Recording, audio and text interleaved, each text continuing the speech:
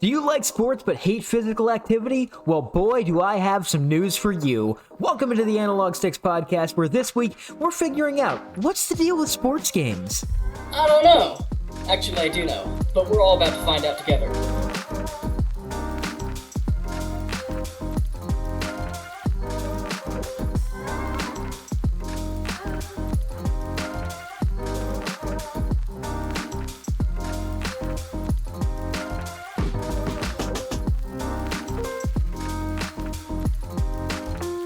All right, welcome back to the Analog Sticks podcast. Thank you guys very much for joining us today, whether you're new or returning, whatever you may be. Hit the button to do the engagement. That'd be cool. That'd be really cool. Please do. I'd appreciate it.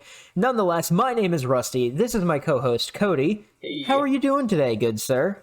I am doing fan-freaking-tastic. I got homework assignments done in between my classes. I went out and bought some stuff for our bathroom like a real adult. Great day so far. Dude, what does it feel like to be so productive? Yesterday, I went to the bathroom twice and called that a good day. It's tiring. After this recording, I'm definitely gonna crash. Yeah, and it's only 7:16, and we're only going to go for an hour, so that's really saying something. You must be a really sleepy boy. You could say that. What about you? Okay, we got a lot to talk about, not a whole lot of time, though, but we can talk about me if you really want to hear it. I worked. Yeah. Nothing crazy happened. My fiance, news for people who don't know, is pregnant. We are expecting a child. She is with child. She's having a rough day, so I'm going to be good fiance as soon as we finish this recording, because, priorities and all. Mm-hmm. And then I got to do some stuff, but then that's basically it. I haven't had anything crazy going on other than the fact that, there's a baby in my fiance, so that's cool. Nice. All right, now we can go ahead and get into this. Cody, would you like to preface our conversation here? Yeah, so today's episode, I think, besides the interview we did, this is going to be our most different type of episode, so I felt like a preface would be good. As a heads up, we're about to critique a massively flawed corner of the video game industry, and we're going to come at this from the perspective of hardcore gamers. Nintendo's not that hardcore, but I guess you could call us that. So these games we're about to talk about, we're definitely not the target audience. So if you're really into these games, if you're buying them year after year, no shame in that. Let us know if you catch us being wrong about anything. If we're going to criticize something, I really want to make sure that we're getting our facts right. Yep, whether you're YouTube or the podcast feed, you can feel free to reach out to us somehow on Twitter or in a comment or a review, whatever it may be. We I just want to kind of jump back. I don't think we have an email yet. I've been using mine. Nonetheless, Twitter, comments, all that stuff. And I just want to say, jump back real quick. While you may not buy or play these games, I'd like to interject that I genuinely do enjoy a lot of them. I still play MLB The Show somewhat regularly to this day. And I even had a phase when I was a young lad where I had to have the newest Madden game every year in my early teens. I'm not proud of that, but I've learned the flaws with the system. I've learned the flaws with the logic, and I've learned to be better. Less expensive, and, saving money and not spending $60 to get the newest football game every year. I would hope that my view on sports games should be healthy, kind of. I don't know. I think I have a more healthy relationship with it, and I would like to think that this is kind of what people should strive for, and our goal in this whole thing. I like to think I'm the happy middle in the sports fan gamer Venn diagram there. Yeah. It's a mess. I'm always the kind of person to look for compromise, but if you want, I can be the foil and be 100% against it in this episode. I think based on what we have researched, we actually did research, by the way. Yeah. I think that they're gonna get our opinions nonetheless. I don't think either of us need to play the heel. But before we get into this, Cody, what are your experiences with sports games? Anything? Experiences with sports games. For me, I never did the typical AAA type. I did a lot of Nintendo, so Super Mario Strikers, Mario Tennis. Great game. My cousins had Mario and Sonic at the Olympics, and I would play that. So I'm not really playing sports simulators. I'm just playing sport games. Oh yeah, And those Mario sports games, even stuff like Backyard Baseball, which is kind of a happy medium between the true simulator and then just Nintendo getting wacky with it. I mean, they all have their place, but today I think we are going to be focusing more on the simulators. You know, your Madden, MLB The Show, NBA 2K, FIFA, NHL, all that kind of stuff. So we can go ahead and start getting into this. If you don't know about sports games in general, they are truly ridiculous when they zoom out. In all honesty, if a sport exists, odds are there's a game for it. Yeah. Like water polo. There's somebody developing a water polo video game. There are horseshoes video games. Tennis, like just anything you can think of. There's cornhole games. Do you think there's a pickleball game? If not, we need to make that. I actually looked it up. There are pickleball games. Of course. I don't know if they're good, but they exist. So you're right. Like, there's literally a game for any sport, unless you made the sport up the other day. In which case, give it a month. It will be a game for it. Mm-hmm. Somebody's got to get wind of it who knows how to work zeros and ones, but it's fun stuff. Yeah. Now, while we're in this space right here, let me very awkwardly interject with some sport game history so that our audience can get some nice context about what we're talking about. Yeah, this is the nerdy part of it. This is for all my nerds out here. I researched history. Sport games are deeply intertwined with video games in general. In fact, some of the first electromechanical games, like the first type of games that used electricity, were sports simulators like skee-ball and some early versions of foosball. And those were popular in very early, like, carnival-type arcades. Those, from the 1920s, ended up evolving into the type of games that we saw in early arcades like Pong. So that's the connection there. And then, of course, everyone knows Pong. Pong is what really, I think, got the attention of most people when it came to video games way back when. So, I mean, right from the start, sports and video games have always had this close relationship. I mean, then you can jump into just a little bit more of the history that I know. You jump into the late 80s, you get, like, Tecmo Bowl, and then going a little further down the line, you've got, like, NBA Jam. Yes! As long as games have existed, there have been sports games. Some better than others. Tecmo Bowl being a good example. So I have an older brother who's got the older 90s games that I was too young to play. From my own experience and from the research, I do feel like the 90s were this kind of peak in sport video games. Oh yeah. There were a few good ones to come after that. I mean, I'm thinking like NBA Street Volume 2. I don't know what year that came out, but I know it was on the PS2. I think that's one that's widely regarded as a good sports game. Mm-hmm. But today, though, we're not going to be focusing on the odd one-offs like horseshoes or water polo or Mario Super Sluggers. We're going to be talking about the big boys. If you haven't guessed it, we already told you, get your brain on right. We'll be focusing on the annual titles of Madden, MLB The Show, EA's NHL, NBA 2K, and FIFA. There's probably one that you're thinking we're missing. Eat a bug. Anyways, each of these game series, most of which are developed by EA, I mean FIFA, Madden, and NHL, who we'll touch on in a little bit, but each of these series have a title released annually, usually with minimal changes and tweaks, and in the new version each year, you'll get updated rosters and a few small gameplay changes here and there, but it's never anything crazy. I mean, the roster changes usually are just retired players are removed from the rosters, rookies and returning players are added, stats are adjusted based on real-world performances, and by that, I mean, throughout the launch year, stats are updated as well. I gotta say, real quick, the fact that they remove retired players, I think is a shame. I need, like, an Avengers Endgame version of a sports game, where it's every player ever. Oh, well, we have the legacy characters that will appear in some of these games. It's like, oh, you can get this special edition 1999 Pedro Martinez card and use him in your team. And it's like, okay. Okay. Cards. We'll get more on that later. We'll touch on that. But anyways, like I was saying, the stats get adjusted, which is a cool little touch there. Like, take Aaron Judge of the New York Yankees, for instance. This season in MLB The Show 2022, he was rated an 89 in March when the game released. He's literally having one of the best seasons a baseball player has ever had. He's being compared to 2004 Barry Bonds, and a more common name that everybody should know, 1920s Babe Ruth. Like, it's literally on the same caliber there. It's insane. Wow. But long story short, he started at an 89, which is a good ranking in these sports games. He's now up to a 97.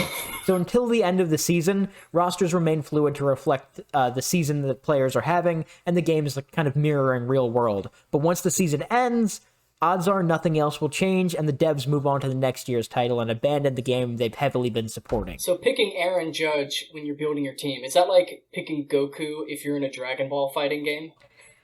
Kinda. I mean, he's like the best ever. I'm not biased or anything. I mean, I'm a Yankees fan, went to the 2019 ALDS, saw Didi Gregorius hit a grand slam, watched Aaron Judge, sat near the judges' chambers but not in them because I couldn't afford it, and I'm literally watching the Yankee game right now. He did not get a home run tonight thus far, but it's still early.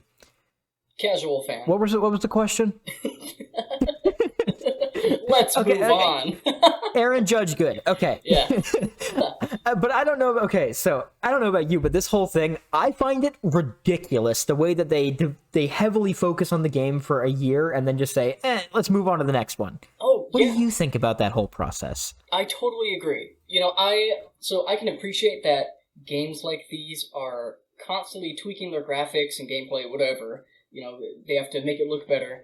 But really, season-to-season changes, I feel like, aren't that big of a deal. Like, that could be done with DLCs or update. I mean, even if it was like a $20 DLC every year, I feel like that's not as bad as making you have to go buy a new game each time. Yeah, I mean, you could do literally, you want to buy the roster for this year, pay $10 or whatever it is. You want access to online, there's a season pass for it, which, I mean, we've got our gripes with that. But, I mean, I think that there are much better ways to go about it than releasing essentially the same game with some slight changes and a new roster every single year, especially with some of the things where they tell you to collect and compile stuff throughout the year and then start from scratch in March or August or whenever it is they release their games. It's gross. But I feel that this whole thing makes no sense on the surface, but if you put on some green tinted lenses, you'll quickly understand how profitable this garbage can be. Mm-hmm. I mean, let's just take Madden, for instance. This is the big one. It's what a lot of people know, especially in the United States market. FIFA's bigger international, I think. But nonetheless, Madden. It will top the sales chart for the month of its launch. It launched last month. Madden 23 did. And it topped the sales chart. Crazy how that works. But it's like clockwork. Every year this happens in August. And if you haven't guessed it, that means the NFL, the NFL Players Association, and more importantly, EA make a hefty chunk of change. Yeah, and it's ridiculous. You already mentioned the idea of a subscription service. There's literally any other way of doing this is more consumer friendly. And, you know, when we first started this out, I was thinking, well, this is definitely, you know, it's all about the money. They're just doing whatever makes the most money. But, you know, digging deeper into how the video game industry works, other companies they have ways of doing their games that are more consumer friendly and they're making more money. Like Rockstar with GTA 5.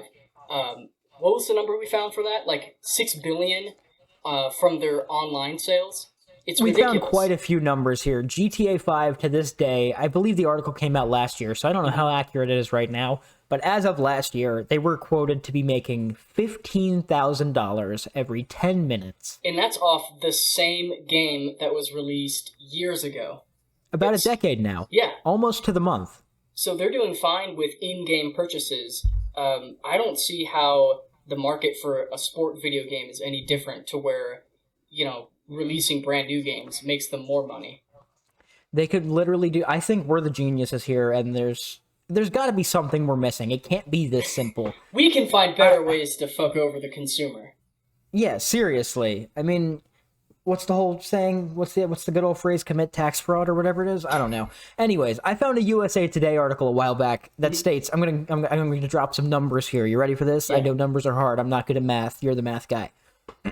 And I'm quoting... Madden NFL has generated more than $4 billion since its inception and has sold more than 130 million copies. We just said GTA 5 made $6 billion in 10 years. Madden's been around since 1998.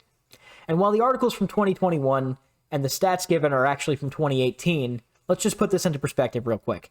Mario Kart 8 Deluxe is the best-selling game on the Nintendo Switch by a large margin, and as of May of this year, it had sold 45 million copies. Like a third. That's good. That's good, but it's not 130 million. Plus, I mean, I guess Mario Kart's it's another game that's been out for 10 years. They re-released it on Switch, whatever. But let's go ahead and break down some of these numbers I listed. I mean, the math here is obviously flawed because I can't find specific year in and year out numbers, and obviously prices have changed. MSRP's gone mostly up since 1988, and obviously the numbers aren't there. More people are playing video games now than ever. Mm-hmm. But if we take the 29 Madden games that have been released as of 2018 when the figures were released, and you divide the $4 billion by 29, that suggests that each game nets an average revenue of nearly $138 million. So every year, that's what EA is making from Madden. Do you think they're putting in $138 million worth of work? Maybe if they redo the engine. Maybe if they redo the engine that they use for the next 10 years.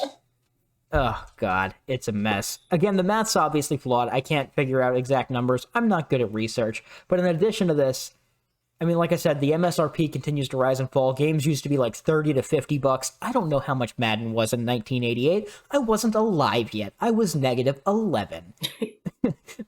But I can't really find any crazy information, though. But now I can tell you for a fact that the new Madden games are sold for $60 or $70 and then plummet in price after that. But EA only cares about that first year.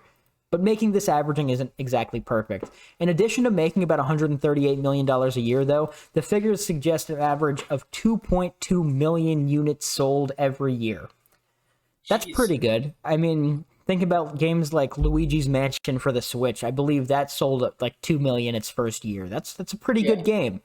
I mean, these numbers aren't anything like Mario Kart or a big first-person adventure like, say, an Elden Ring or anything like that.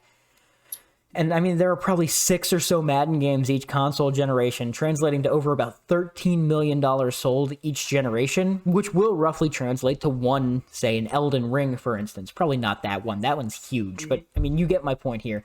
Madden sells well. Really well. And of that 2.2 million figure, how much of that do you think is people, like, very consistent customers, you know? Buying it every year. I mean, looking back on my life, for instance, I didn't buy it. I was but 14 in 2014. I had Madden 25, I had Madden 15, I had Madden 16, and I had Madden 17.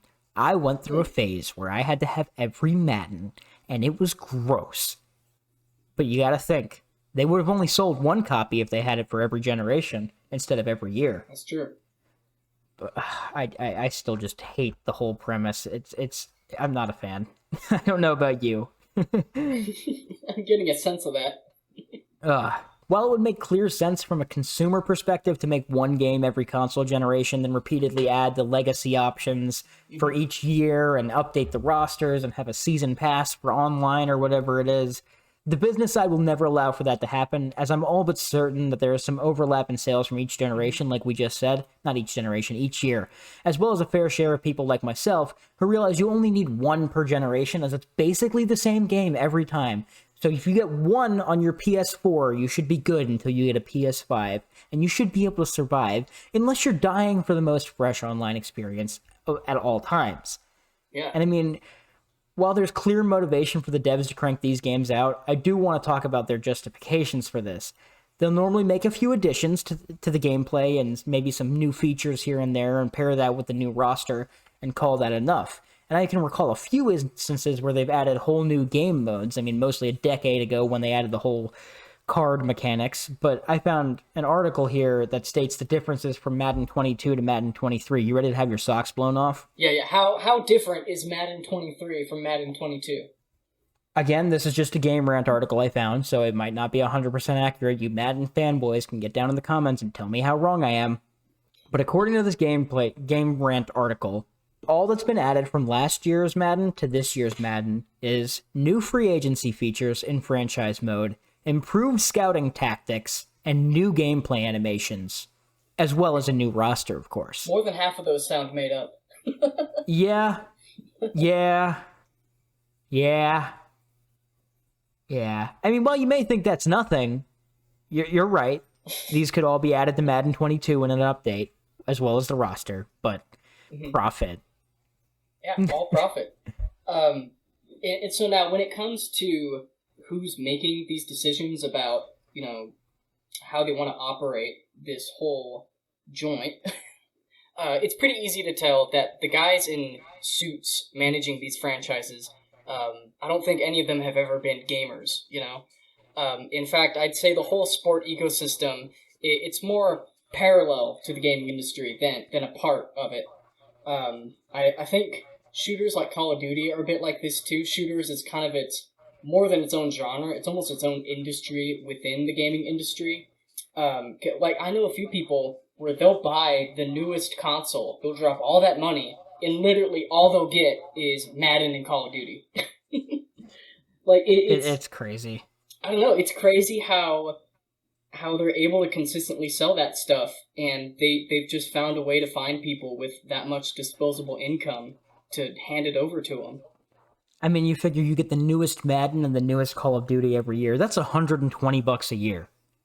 I mean, yeah, that's 2 games. That's however much you're paying. It might be 140 now with them starting to charge 70 for some stuff. And if you're in that group that's buying the newest Madden and Call of Duty, then you're also buying the newest consoles the year they come out. Or your PC Master Race, which that's a whole nother thing. We'll get into that on a later episode. Episode 27, PC Master Race. Anyways, you'd think consumers would be smarter than to feed into this, but as a sports fan, I will say there's a pretty decent appeal to playing with the updated rosters, unfortunately. But I think the biggest reason most consumers are fine with this is due to the appeal of online play and the hype cycle. Cody, would you like to sum up the hype cycle and just your general thoughts on how game devs do this with the same thing every single year? The hype cycle. When I think of the hype cycle, I'm thinking of the massive marketing campaigns that I'm sure they put a lot of money into. It's like once a year, it's kind of like how when you start getting near Thanksgiving is kind of overshadowed by all these other holidays around it. But once Thanksgiving comes up, for a few days, it's like that's all it is. There's definitely times where I can tell one of these new games are coming out because that's all I can hear about for a couple days. I mean, the new Call of Duty is coming out soon, and I follow one YouTube channel that does Call of Duty stuff every now and then. It's not strictly Call of Duty. I don't care about that. But God, they're giving away like beta codes and stuff, and they're like, "Oh my God, look at this new thing here! Oh, it's so crazy!" It's a new gun in Call of Duty. And they're like losing their minds. I don't understand it, but the devs at Activision or EA or Sony San Diego, who does MLB The Show, or 2K, they managed to create hype out of nothing, and I don't understand how they can market these games so well. But I would like to say this translates to some crazy numbers. If you look at the Steam charts for any sports game, it always peaks within the first 2 months of release, and then it slowly trickles down over the course of the season until that ends. Once the championships, your Super Bowl, your NBA Finals, whatever it is, once that ends, playing on these games tanks, and they basically die. That's because the way these games are marketed, and they're crazy good at creating hype, like we said. And with that, I mean, you'll see the next year, right before the new game launches, everybody's like, hey, let me jump back in that old one for a little bit.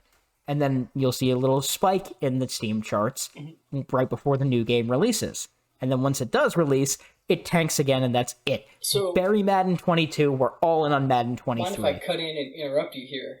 Go for it. What I'm hearing is that, so even if you are a player who wants to save some money and just stick with one of the games for a few years, if you're into online play, it's going to be really tough because they're working so hard to get everybody to move on. So once the next game is out, you're left in the dust if you haven't bought it. Well, they keep the online servers up, but you're not getting new events, and they're not adding anything new, and it's crazy. I could save the conversation on how these communities are for another day. I'll leave it at saying it's simply unpleasant how people in these communities behave, and the fact that they do put peer pressure on people to get the most recent game. It's more than unpleasant, and these games, I do want to talk about this, they encourage collection annually. Usually in their biggest modes, such as Diamond Dynasty and MLB The Show, or Ultimate Team in the EA titles. and they encourage competition in events, like I was saying, with limited collections and whatnot. And this is where we can kind of get into some of those predatory practices, and I'd say it's almost like freemium and all that stuff. If you're not familiar with freemium, the whole concept, Arlo, he does a lot of Nintendo stuff. He has a very good video explaining Pokemon Unite and how microtransactions are like genuinely corrupt, and it's tough. But Madden Ultimate Team and Diamond Dynasty and all these other stuff, all these other things, every one of these games has a mode like this, where people can put in money to succeed, or you can put in so much time it's unfathomable to succeed. If not, you're going to be bad and it's going to be frustrating, which is the main reason I don't even dabble with these modes anymore. It's just so gross. But I would say, like, the whole thing with these is just the predatory practices of the way that they handle the microtransactions and the collection, and the fact that it's all dumped after a year is just disgusting. Would you categorize these as predatory practices, or am I out of my mind here? Oh, I would certainly characterize it as predatory. My thought is, as we're about at the halfway point, and I want to make clear that I don't want to just shit on the people who buy these games, the target audience, because for me, I would almost, I'm more upset at the company, than the people buying these games. I hear online all the time, why are people buying these? Just stop buying them. But what I think people miss is that the targeted market for these games, they're not fully aware of how raw of a deal these games are.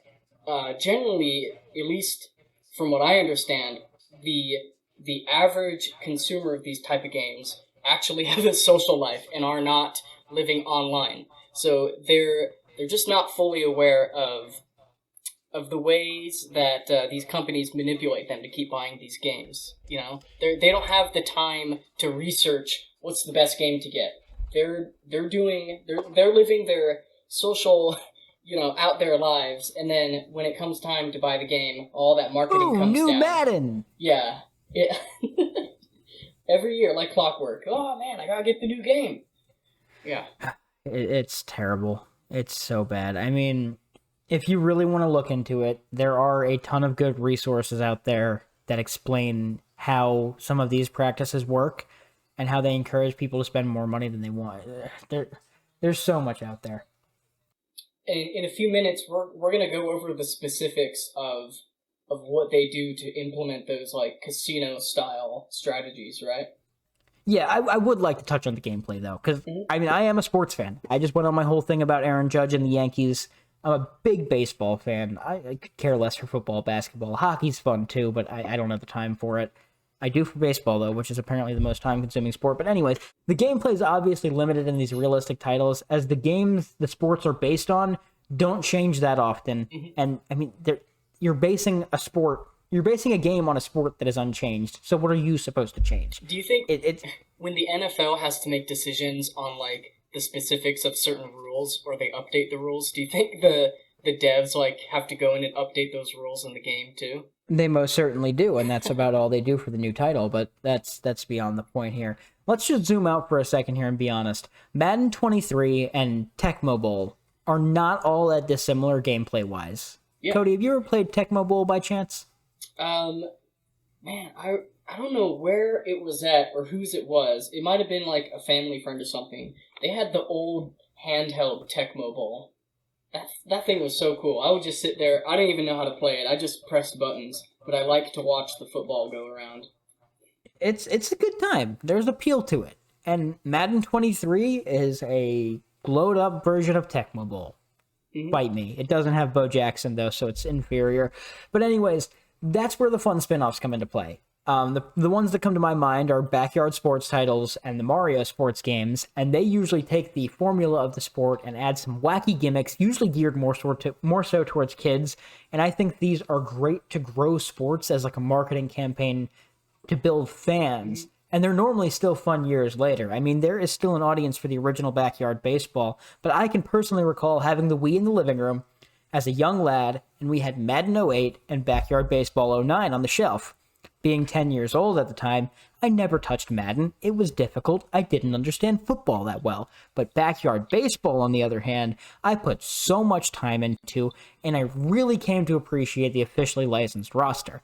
I remember grinding to unlock Babe Ruth and Derek Jeter, and then crushing baseballs with Alex Rodriguez and tearing it up with dudes like Jake Peavy on the mound. And additionally, in 2009, the year I had that game, the Yankees played the Phillies in the World Series, and I remember locking into that as I had an appreciation for some players on both sides, more so the Yankees fan, all that stuff, but Derek Jeter, Alex Rodriguez on the Yankees. Then there was Ryan Howard and Chase Utley on the Phillies. I'm like, oh, these guys are good. I know their stats in that game.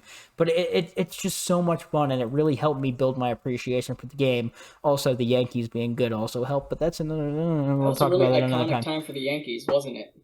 It's so good. So good. I mean, it's not as iconic as those late 90s Dynasty teams, but it's still a very good time in my head, at least.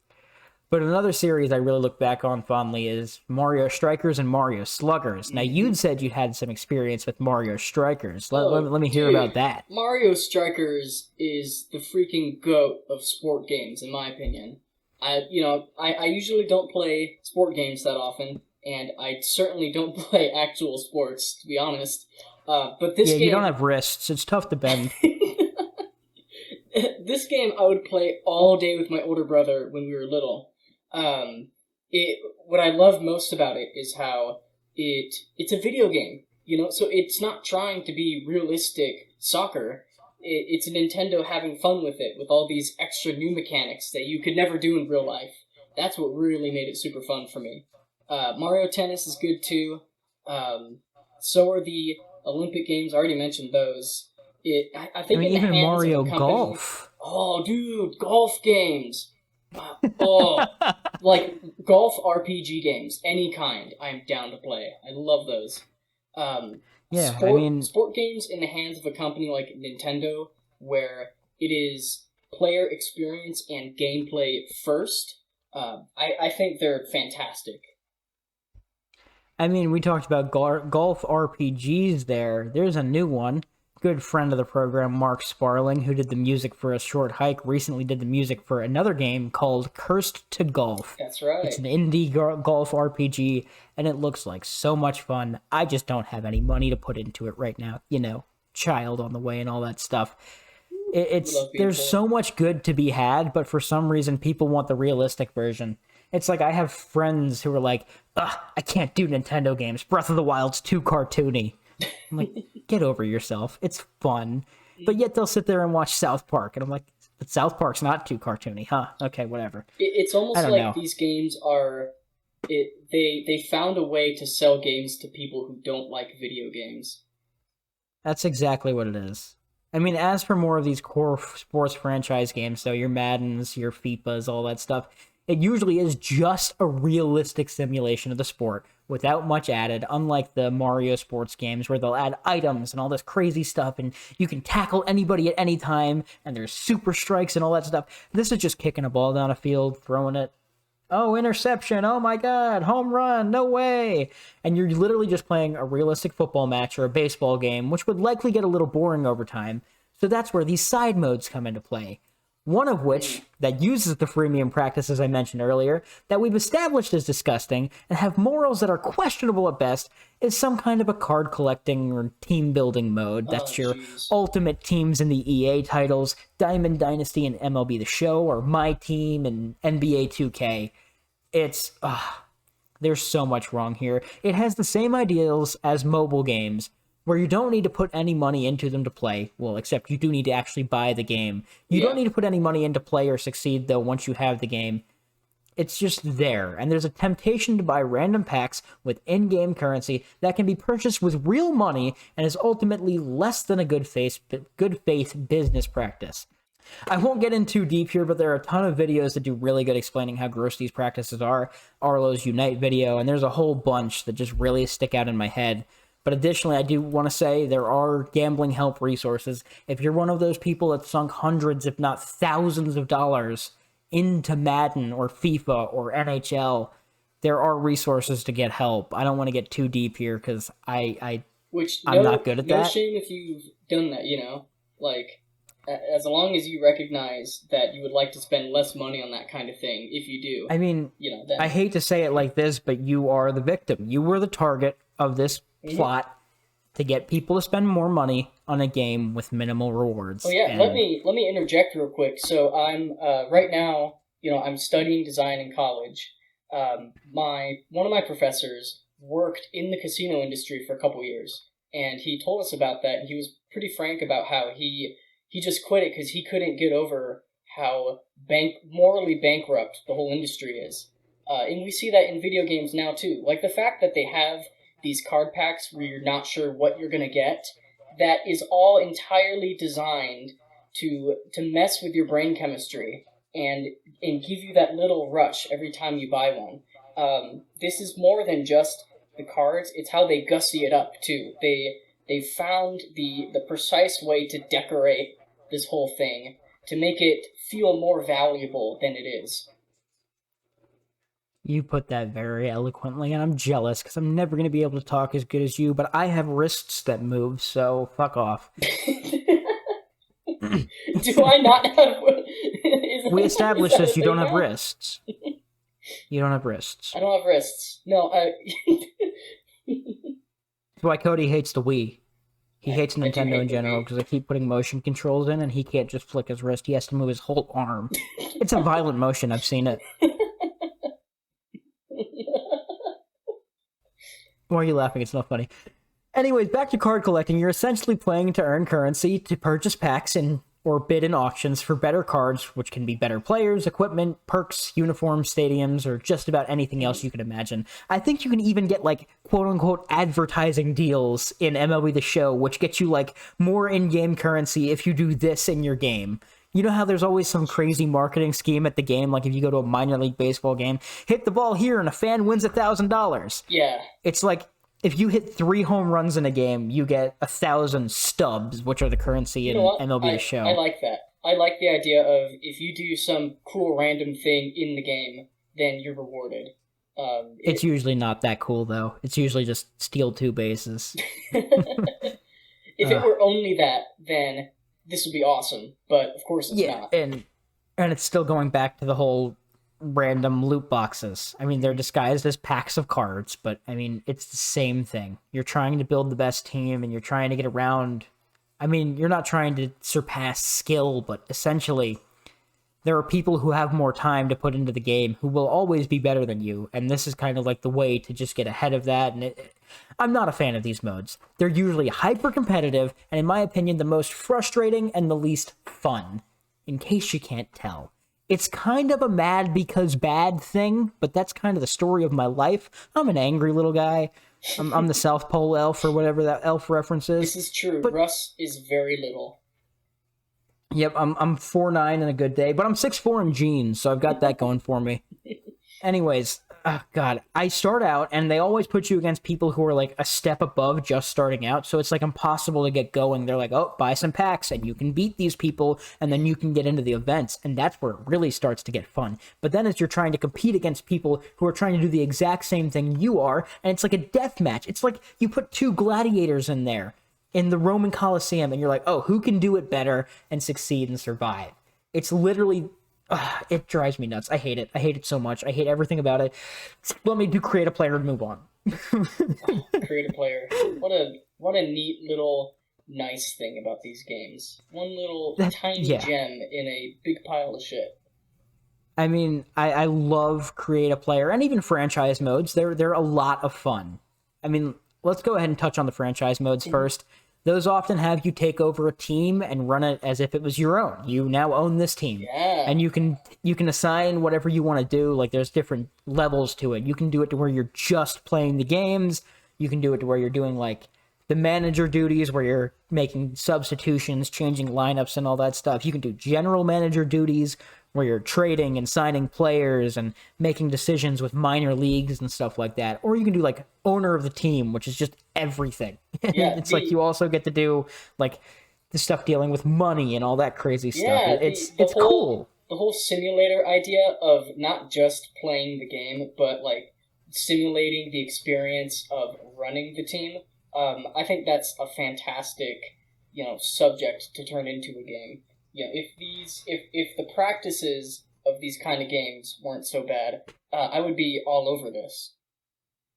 I mean, I own MLB 22 on Switch strictly because I wanted to do a franchise with the modern players and all that stuff. Plus, I found it on sale, and I'm like, I can't pass this Eh, up. It's on Switch. I can play it in bed if I want to. It's so much fun, though. I personally, like I was saying, I love taking my favorite players, putting them all on one team, and just seeing how good I can do regardless of their skill. Like, I listened to a podcast. Shout out The Compound with Ian Happ, Zach Short, and Dakota Mekas.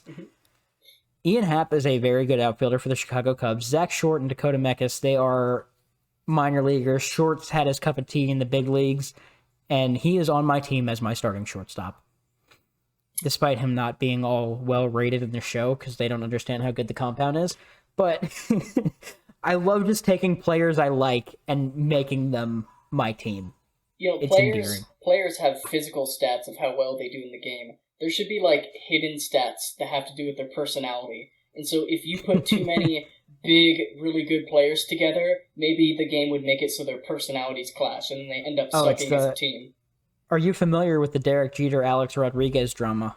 I am not, but I know about what team was it? Was it the Lakers in football where they put together some of the biggest football players at the time, and then it just did not work? I hate to break it to you, Cody. The Lakers are not a football team. Sorry, I meant to say basketball. Yes, I they don't are have a basketball team. But yes, they did do that. But I can kind of run through the Jeter A-Rod drama real quick. I'm Yeah. not going to go crazy with it because that is a big thing. Basically, Derek Jeter and Alex Rodriguez both came up in the late 90s, and they were both like future generational talents. Oh my God. And they were really good friends. And then Derek Jeter was kind of keep your head down, focus on winning, always be doing better. Kind of like Kobe Bryant, that same mentality. Yeah. You got to focus on improving day in and day out. Alex Rodriguez was, I'm the best, and I don't care what anybody else says. And Jeter's like, put your head down, focus on winning. They beefed a lot on the field, off the field. There wasn't good chemistry there, basically. And that would be a pretty cool thing to be able to measure in these games. And guess what? In Mario Super Sluggers, there is a chemistry stat, and it works. Again, Nintendo outperforming EA in every way possible. I mean, that's making it more immersive, let's be real. I mean, you can't put Donkey Kong with the Kremlins. That just doesn't work. Imagine trying to put Bowser and Mario on the same team. Well, they're both captains, so that's not allowed. There you go. See? Anyways, what I really do enjoy with these games, and we kind of hinted at this, is the creative player mode. I absolutely love it. When I was younger, I have like very fond memories of playing as myself in Madden 25 and breaking every quarterback record or every running back record in the books. And even to this day, I play MLB The Show's Road to the Show, and I make a guy who will play through the minor leagues, and I'm setting mini goals for myself. Like, oh, let's see if I can hit 500 this series. Oh, I haven't drawn walks. Let's see how many walks I can get this series. And it's just so much fun rooting for myself against the CPU. And I also like rooting for my CPU teammates. Like, okay, I just got a single. You can do this. Get me in. I know you're just a computer, a bunch of numbers, but drive me in. You got this, big dog. You know like, how in a lot of RPGs, well, not a lot, there's RPGs where you might get random party members, but you end up growing really attached to them as you go through. Is it like that in these games where you get random teammates and you can just kind of, I don't know, make a bond with them? Dude, Trevor Plouffe is now with John Boy Media. He does a couple podcasts with them. Really good personality. I wish I could meet that man and tell him how much of a stud and friend of mine he was in MLB The Show 2013. Like, Trevor Plouffe was my guy because he got traded to the Yankees, and at that point, I didn't care who I only cared that I was playing for the Yankees. So Trevor Plouffe was my third baseman. I was the left fielder playing right behind him. Man, the amount of outfield assists I had at third base going to Trevor Plouffe was sick. Loved that. See, hearing these super positive experiences with games like this, it just makes me sad that they have to dress it up with just the worst type of business. Because the target audience, we established this. It's why sports games are bad. Mm-hmm. There's so many problems nowadays because it's not just people who are like, I want to see who's going to be the best third baseman on my team. It's, okay, I've got to build the best team so that I can have a better team than my friends. And it's like keeping up with the Joneses. But not everybody has time to sink into Madden Ultimate Team or MLB's The Show's Diamond Dynasty. I just like, smashing some home runs as a two-way player and seeing who the best player on my team is right now. Like, Yeah. currently in my MLB The Show save on Switch, I got drafted by the Tampa Bay Rays. I don't like the Tampa Bay Rays, but I'll tell you what, I am pulling for my dude Yandy Diaz right now. He was with me in the minor leagues, and now he's killing it in actual MLB, and I see it, and I'm like, Yandy Diaz is my boy. What a star. Even though I've never met him, but I feel like I have. The minor leagues in the games, do they reflect the real minor leagues, or do they just make up a bunch of teams?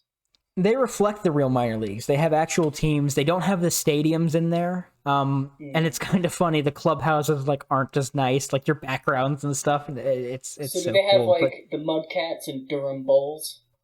They do have the Durham Bulls. Unfortunately, the Mudcats are a single A team, so they are not there. Oh, they should put them in anyways. It's only the double A teams and the triple A teams. But it's fun. The Rays are affiliated with the Durham Bulls, and when I was playing as the Durham Bulls, I'm like, oh, what if they put that stadium in? I'd be like, oh, I know where that is. I drive past it a couple times a week for work. If Durham Bulls Stadium is not in the game, it needs to be, because I feel like of all the baseball stadiums I've been to, that one is kind of iconic. Like, if I saw a picture of it, I would know that is the Durham Stadium. It's so good. It's so good. I just absolutely love it. Do you have any thought, like, if you were to play a Road to the Show or create a player in Madden, what do you think would be your main driving goal? Are you trying to be the best player ever, or are you just trying to vibe and figure out, like, oh, let's see what we can do to get this team to win? Hearing more about the gameplay, it's kind of piquing my interest in terms of experimenting. I would love to make characters that are on like the very edge of being playable with some like super weird stats just to see what happens. Like, maybe I want to make a defender and see how freaking skinny I can make that guy. Stuff like that.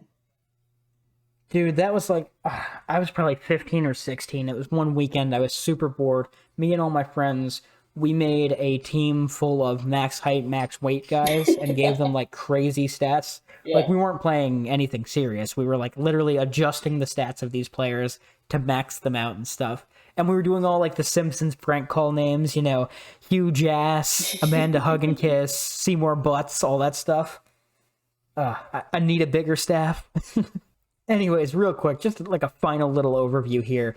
There is a place for these games in the modern gaming landscape, and they are enjoyable. There is an appeal to them, but they could be released and handled in a much more consumer-friendly way, and I'm genuinely looking forward to capturing and accompanying footage for the YouTube portion of these episodes, because I get joy out of playing these games. I'm looking forward to hooking my Switch up and playing MLB The Show, and trying to see how many walks I can get in 3 games, or whatever it is. I'm looking forward to that.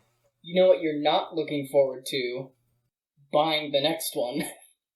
I'm not going to buy the next one. I will not buy another MLB The Show unless they put another Yankee on the cover, because that's another thing I can touch on real quick. Or a new console generation comes out. So, yeah. That's fun. Anyways, I think there are honestly good gaming experience here. And there's, like, if you have even an inkling of a sports fandom, there is appeal to this. The way the devs handle the competitive team modes between the predatory practices and the idea that skill isn't necessarily the largest and only driving force in competitive play is absolutely infuriating. It shouldn't be who's put the most time and money into the game this year. It should be who's mastered the gameplay and the mechanics. And then the next year comes and it starts all over. It's just absolutely infuriating, and I don't like that. But God, cover athletes. I can't believe we didn't touch on this earlier.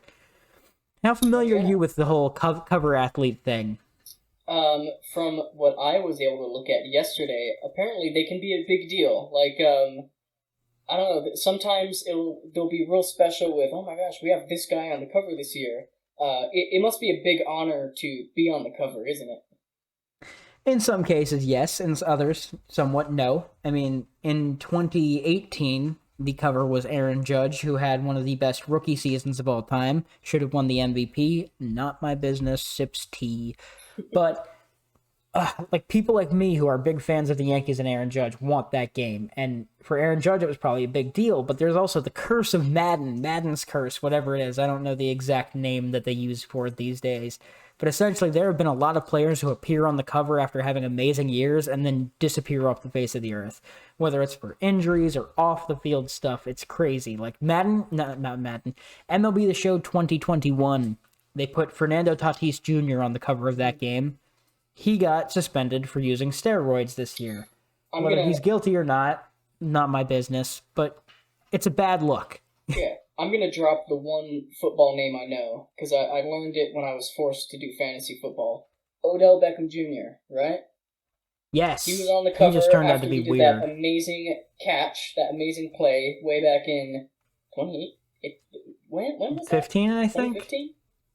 And then, as far as I know, just kind of meh after that, right? Yeah, I mean, he was still talented, but there was some off-the-field stuff. He's just kind of a quirky dude, and it never really worked out. But I mean, looking back, Madden 19, they had Antonio Brown on the cover. He's battled a whole bunch of mental health stuff that's just absolutely crazy. Looking back on it, I don't even know if he's in the league anymore. It's absurd. I mean, Brady's been on it a few times. He doesn't count. I mean, Rob Gronkowski appeared on it in 17 after having a really good 16. I think he was kind of like, I'm hurt, I'm going to retire. He's back now, so that's different. Odell Beckham, he's just kind of trailed off. I mean, Richard Sherman, he kind of trailed off. They put Adrian Peterson on the cover of Madden 25, which came out in 2014. It was the 25th anniversary. Adrian Peterson's got some stuff. He had some injuries that year following it, but he turned out to beat his kid with a stick. Oh. Which, yeah, they don't like that. Brett Favre was on the cover once, right? Yes, Brett Favre was on the cover of Madden 09. He tailed off pretty hard after that, I believe. I think he had some injuries and whatnot, then went to the Vikings. In recent news, he's in there for completely different reasons. Literal political corruption, but that's none of my business. What a funny turn of events. It's terrible. It's rough. I mean, Donovan McNabb is another one. He appeared on the cover and then had an ACL injury the next season. I mean, Ray Lewis, he didn't get any interceptions after appearing on the cover, I think. I don't know. There's a whole bunch of stuff with this. It's a mess. But anyways, cover athletes are a selling point. Oh, yeah. This isn't a very good closing thing for me to ask, but I remembered the thing I forgot about earlier. Oh, go for it. Old sport games, even like Madden, didn't they used to have cheats like big head mode and stuff like that? Like just fun stuff? I believe that they did. I don't think they're as prominent nowadays. That's sad. But I do believe that there definitely were some Madden cheat codes. It's crazy. They need to bring that back. Anything goofy I like. I love stuff like that. Like, I used to be big into some Blizzard games, and they'd always do fun, like, April Fool's stuff. I just love anything tacky like that. Mm-hmm. It's cool. Nowadays, with all the hacking and stuff, people hear cheats, and they're like, ban him! Well, nowadays, it's all about mods. If you're on PC. Shoot. I mean, it's crazy. It's absolutely crazy. Anyways, let's kind of round this up. Tidy this up a little bit. Yeah, tidy up the fact that you don't have wrists and the fact that you smell and all that other fun stuff. What? Anyways, like I was saying here before I was rudely interrupted by laughter. Me. Nope, nobody. Sports games exist. Sports games are fun. They are. Sports games are handled poorly. Mm-hmm. They use some predatory practices.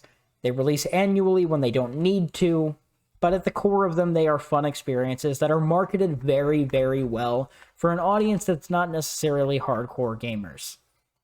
Yeah, I think the audience deserves better. I feel like rather than, I don't know, sometimes the focus is too much on how are they supposed to make their money and stuff like that. I feel like games like this should start with what is the best experience our players can have, and then it should go from there. And obviously, with these games nowadays, that just doesn't happen. It's so sad. All right, well, thank you guys for listening to this week's edition of the Analog Sticks podcast. I think that's going to do it for us. This was a little bit of a different episode. We're going to try to mix these in as, believe it or not, but playing a different game every single week in its entirety is not exactly feasible. No, may have bitten off more than we can chew especially now that I'm in class. Ugh. Yeah, so expect some more stuff like this where we dive into design philosophies and whatnot. But I'm going to go ahead and leave you guys with a list of every single sports game I have ever owned. We will see you next week on Analog Sticks. Bye-bye. Peace. Okay, I've got Madden 05 for the GameCube, Madden 09 for the Wii, Madden 25 for the PS3, Madden 15 for the PS3, Madden 16 for the PS4, Madden 17 for the PS4. As you can tell, I had a little bit of a phase there. I also had MVP Baseball 2005 for the GameCube, which is widely regarded as one of the best baseball video games ever, Backyard Baseball 2009 for the Wii, MLB 2K10 for the PS3, MLB The Show 13, MLB The Show 17, MLB The Show 18, MLB The Show 21, probably a couple different NHL games. I know I've got NHL 16